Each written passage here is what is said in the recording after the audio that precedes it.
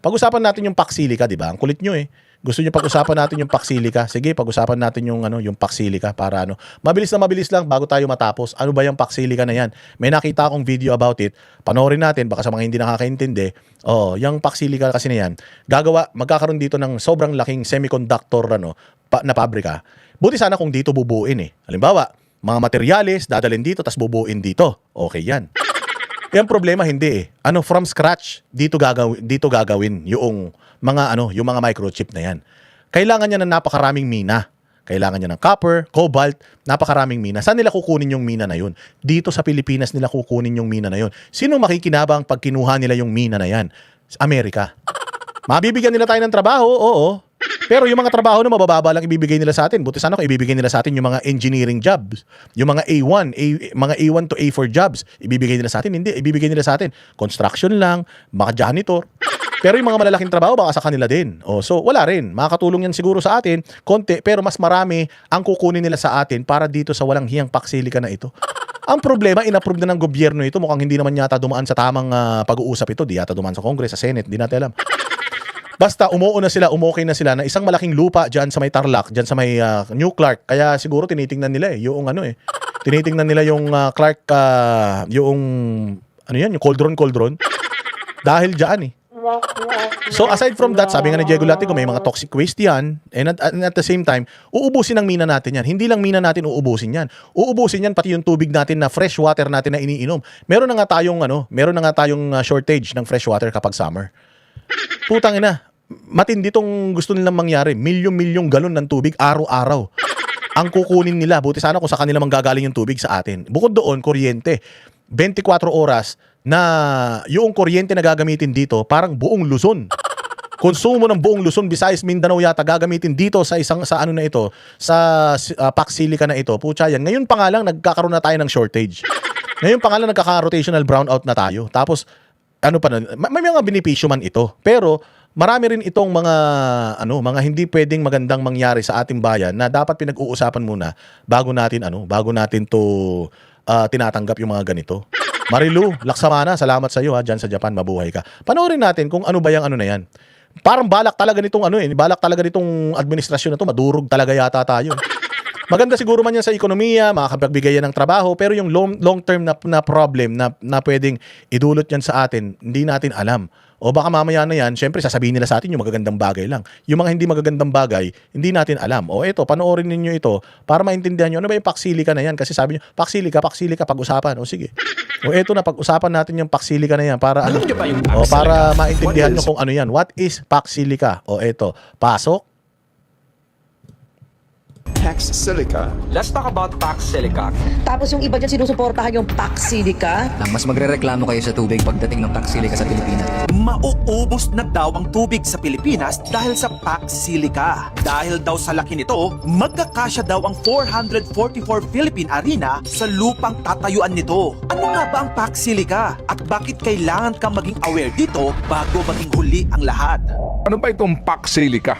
Ang Pax Silica ay isang dambuhalang project ng 14 countries sa pangunguna ng Amerika. Bakit daw itatayo ito? Para gumawa ng maraming computer chips, AI, data centers, at iba pang makabagong technology. Sumali ang Pilipinas noong April 16, 2026. Salamat Salamat kay Marilu Laksamana at kay Windy. Windy, salamat sa iyo always watching. Si Windy, maraming salamat. At ang unang malaking project ay planong itayo sa New Clark City, Tarlac. Hindi lang ito isang malaking computer building isang syudad ito. Ang lupang inilaan para sa Pax Silica ay 1,619 hectares. Okay, para ma-imagine mo kung gaano kalaki yan, think of a basketball court. Alam mo bang magkakasya na sa Pax Silica ang 38,500 na basketball courts? Ganyan siya kalaki. Kasya na din dito ang isa sa pinakamalaking mall sa Pilipinas, ang Mall of Asia. Pero imo-multiply mo sa 101.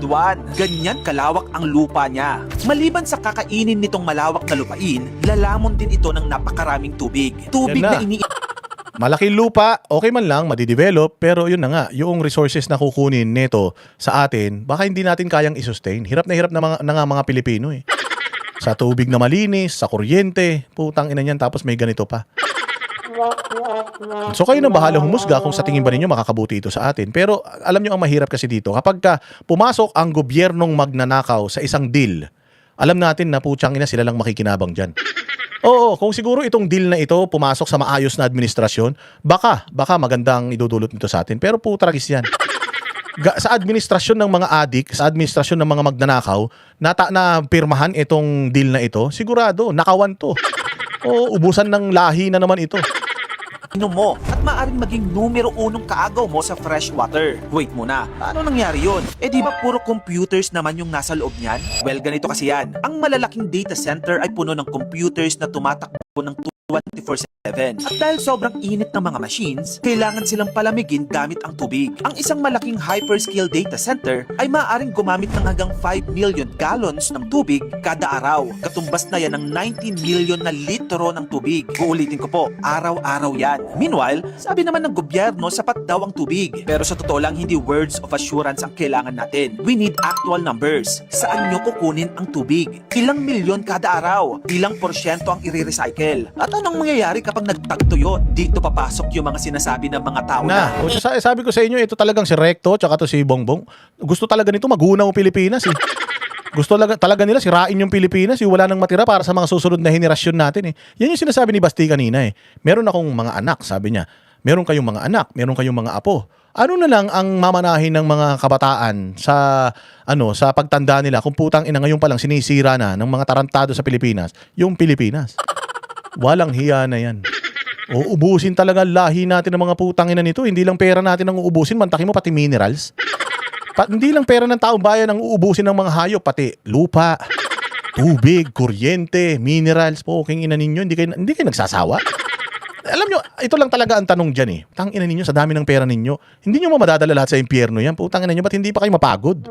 Hindi kayo mapagod mag-ano? Hindi kayo mapagod kumuha ng pera. Putang ina nyo, hindi na nga kasya sa bangko. Yung mga pera ninyo, hindi nyo na nga alam kung paano nyo gagasasin yan. Putang ina ninyo. Wala namang mga anak yung anak nyo. O halimbawa na lang, ito si Bongbong. Yung mga anak niyan, wala namang mga anak. O, putya, mayaman naman na sila. Saan nila gagamitin yung sobra-sobrang pera? Imagine ninyo, ano lang ba kailangan natin gawin sa isang araw? Kumain 3 beses ang araw, gawin mo na 5 beses ang araw. Kaya kahit kumain sila ng 1,000 beses ang araw, di na sila maghihirap. Ano makakainin nila? Ginto? Kakain ka ng steak, pinakamasarap na kakainin mo, steak. Ilan man steak kaya mo ubusin sa isang kainan? Di ka naman makaubos sa 1 kilo steak sa isang kainan. Ilan man lang sila sa pamilya, putang ina niyan. Sobrang dami ng pera na kinukuha nila. Hindi kayo nabubusog. Walang hiya kayo. Sasakyan, nasa inyo na lahat ng sasakyan. May mga sports car kayo, helicopter, meron kayong mga eroplano. Putang ina niyan. Anong sasakyan pang gusto nyong bilhin? Yung papunta ng buwan? Hayop, lahat na ng gusto nyong hayop, maaalagaan nyo sa dami ng pera nyo. Putya, ba't hindi kayo napapagod? Di ba? Bahay ninyo ang lalaki na. Putang ina nyo, hindi na nga kayo nagkikita. Sa sobrang laki ng mga bahay nyo, naliligaw na pati yung mga katulong ninyo. Hindi kayo nagsasawa. Konti man lang ang kailangan natin sa buhay. Ilan lang importante, makakain ka, may trabaho ka, mapag-aral mo yung pamilya mo, may bahay ka. Tapos kahit papaano nakakabili ka ng maayos na damit. Putsang ina niyan, saan nyo gagastusin lahat yung dami ng pera na yan? Hindi nyo yung kayang ubusin sa isang lifetime ninyo. Huminto naman na kayo. Ibigay nyo naman na yung papanalunin nyo naman yung mga tao. Walang yan. Gusto nyo yatang bilhin yung gusto nyo yatang bilhin yung impyerno talaga eh. Tanga, kahit makuha nyo yung pera ng buong mundo, hindi yan uubra sa impyerno. Walang bangko doon eh. Ang ina ninyo, mga hayop kayo talaga. Hindi kayo humihinto sa kaputang inahan nyo, mga bisit kayo eh. Hindi naman mauubos ang tubig. Nag-i-evaporate lang, tapos uulan ulit. Okay, para clear lang ha, totoo na umiikot ang tubig sa water cycle. Pero hindi ibig sabihin na unlimited ang fresh water. Kapag nag-evaporate ang tubig sa data center, hindi siguradong babalik agad iyon sa Clark. Pwede itong umulan sa dagat, sa ibang bansa, o sa lugar na hindi naman natin mapagkukunan ng inuming tubig. Kaya ang tunay na tanong ay hindi, mawawala bang tubig sa mundo? Dapat ang itanong mo, may sapat pa bang malinis na tubig dito kapag kailangan na ito ng mga tao? Dahil ang fresh water na madaling makuha ay limitado. At habang tumataas ang demand, tumataas din ang panganib ng water shortage. Maliban sa tubig, magiging kaagaw na din natin ang pack silica pagdating sa kuryente. Hindi lang kasi tubig ang kailangan ng data centers. Napakalakas din nilang kumonsumo ng kuryente. In fact, sa bansang Ireland, umabot sa 22% ng buong metered electricity consumption ng bansa nila ang ginamit ng data center centers noong 2024. Mas malaki pa yon kaysa sa konsumo ng lahat ng urban household nila na nasa 18% lang. Ngayon, isipin mo mangyayari ito sa Pilipinas. Di ba napakamahal na ng kuryente ngayon? Tapos magdadagdag pa tayo ng napakalaking tech zone na kailangan may kuryente 24 hours a day, 7 days a week. Kaya dapat malinaw, saan manggagaling ang power? Renewable ba yung gagamitin nila? Ay sarili ba silang planta? At sino ang magbabayad sa kailang grid upgrades? Baka mamaya silang gagamit. Pero tayong mga consumers na naman ang sasalo ng gastos. Ang isa pang importanteng tanong, bakit kailangang maging concern ka sa PAC Silica? Well, may direktang epekto ito sa'yo. In fact, sa ibang bansa, hindi na sila nagpa-petiks-petiks pagdating sa mga data centers. Example yung sa Chile, alam mo bang kinailangang baguhin ng Google ang data center nila doon dahil masyadong maraming tubig ang gagamitin? Nakakaranas sila ng tagtuyot doon. Sa Netherlands naman, nilimitahan nila ang malalaking data centers dahil kulang na ng lupa at kuryente. Take note ang mga bansang Imagine niyo yung mga bansa na yan, Netherlands, ang lamig dyan. O yung ibang mga bansa na yan, malalamig dyan. Dito, ang init dito. So, gaano kalaking kuryente ang gagamitin mo para i-air condition etong mga equipment na ito at the same time yung tubig na gagamitin. Parang kotse yan, di ba yung radiator? O kala ninyo yung mga ganyan computer, di gumagamit yan ng mga cooling system. Matitinding cooling system dahil high performance yung mga yan. Mainit yan, mas mainit pa sa makina ng kotse yan. Kung yung kotse ninyo kailangan ng coolant, di ba, na umiikot, puta, ito ganun. Fresh water ang kailangan ito. Buti sana kung tubig dagat, pwede gamitin dito. Hindi eh. Mahirap ito. O uubusin talaga ang resources natin. Nako po. O baka lang hindi niyo naintindihan doon sa mga hindi technical na mga tao. Pero may maganda rin itong may dudulot. Pero parang mas maraming delikadong may dudulot ito sa atin. At saka, ang nakakatakot nga nito, kapag ang nakipag-deal, gobyernong kawatan, alam natin na puro pahirap lang sa taong bayan yan eh. banggit ko, hindi sila kontra sa technology. Nag-ingat lang sila bago pumayag. Ganon din dapat tayo, hindi basta oo ng oo. Now, to be fair, meron bang positive side ang PAC Silica? Well, meron naman. Gaya ng maraming construction jobs, tapos pagkakataong magkaroon tayo ng mas malaking papel sa global AI at semiconductor industry. Pero dapat itanong natin, ilan ang permanenteng trabaho na mapoprovide nito? Tapos, ilan ang mapupunta sa mga Pilipino? And of course, magkano ang sahod? Hindi sapat ang maraming trabaho kung kapalit nito ay tubig, lupa at kalikasan. Linawin ko lang hindi masama ang development at hindi masama ang pagnanais na gawing technology hub ang Pilipinas. Pero delikado ang isang dambuhalang project kapag ang nakasalalay na ay mga basic needs nating mga Pilipino gaya ng inuming tubig at kuryente. All because of AI. Never siyang magiging worth it. Kaya ang dapat na maging panawagan natin, ilabas ang buong plano ng PAC Silica bago pirmahan. Ikaw, sa tingin mo, Yun. Ilabas bago pirmahan yung hayop na yan. Diyos ko po. Hi. Eto, ang bayang Pilipinas. Happy? Happy ba kayo? Walang hiya, no? Lahat tayo, mahal na nga ng kuryente natin ngayon. Nagkaka-rotational brownout pa. Ngayon pa palagi nawawalan ng tubig sa prime water. Sabi ni Nanay Morning Joy. Baka tuluyan na kayong mawalan ng tubig. Oo, baka pati yung balon ninyo. Buhangin na yung makukuha nyo dyan. Walang hiya na yan. Medyo delicate yan. Kailangan talagang pinagpaplanuhan yan. Kasi baka mamaya hindi talaga ready yung ating bansa para dyan. Baka mamaya, imbis na makatulong sa atin, makapagbigay ka lang ng mga trabaho, pero putang ina, ubusin naman ang lahi natin. Yung mga mga toxic fumes niyan, yung mga yung mga paglusaw niyan sa kalikasan natin, baka wala nang manahin yung mga anak natin. Diyos ko po. Buti sana kung lahat ng mga Pilipino, gawin nyo na yan sa Pilipinas, tas lahat ng Pilipino ilipat natin sa Amerika. Buti sana kung ganun, hindi. Diba? Yari tayo dyan. Jing Corpus, buhay ka pa pala, mabuhay ka. Kaya medyo yan. Pero malapit yan sa inyo, nanay malapit yan sa inyo. Taga-Tarlac si Nanay Morning Joy. Isang pamasahe na lang. Makakapunta ka na dyan sa PAC Silica na yan. Doon ka matulog sa data center, malamig doon.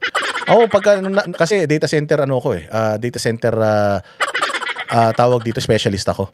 Gustong-gusto ko sa data center, maingay lang pero malamig.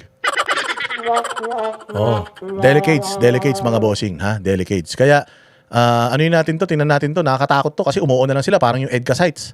Yung EDCA sites dito, umuo na lang sila ng umuo, hindi nila tinatanong yung mga Pilipino, pucha, agree na lang sila ng agree.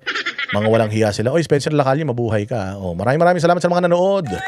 Maraming salamat sa mga nag-share ng kanilang blessings. Sana huwag kayong magsawa. Kami ang boses ng masa, hindi natatakot. Katotohanan lang, di kami nalulunod. Walang bahid ng sismis, lahat ay totoo. Kahit sino ka pa, pag mali ka babanatan ka. Walang pinipili kaming kinikilingan. Basta para sa bayan, kami lalaban. Pag tama palapakan, pag mali banatan, di matitinag, di matatakot.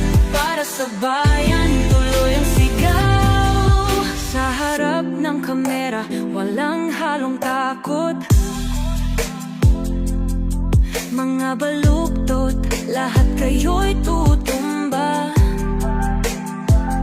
Ang hustisya at totoo, yun lang ang mahalaga. Kahit sinong harang, di kami matitinag. Walang pinipiling kulay, wala kaming kinikilingan. Basta para sa bayan, kami lalaban. Pag tama palapakan, pag mali banatan, di matitinag, di matatakot. Para sa bayan, tuloy ang sigaw. Kung nasa tama ka, ikaw ay aming kasama. Pero pag mali ka, handa ka na bang mabasag? Banateros kami, walang inuunan. Dahil bayan muna, bago ang sarili.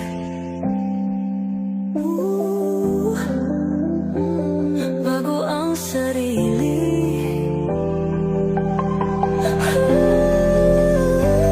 Pag tama palapakan, pag mali banatan, banateros ang sigaw. Katotohanan ang